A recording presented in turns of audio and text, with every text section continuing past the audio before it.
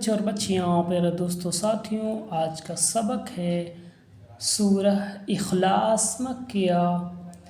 آیات اس میں 4 ہیں، رکوع 1 ہے۔ آئیے ہم پڑھتے ہیں سورہ اخلاص، بہت تیزی کے ساتھ سبق کی طرف چلتے ہیں۔ اعوذ باللہ من الشیطان الرجیم، بسم اللہ الرحمن الرحیم،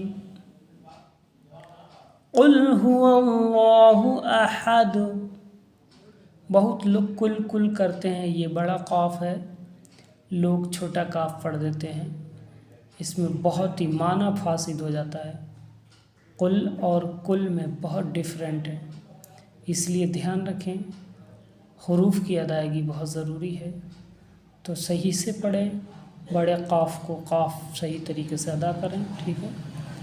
قل هو اللہ احد، اللہ الصمد، لم یلد ولم یولد ولم یکن له کفوا احد۔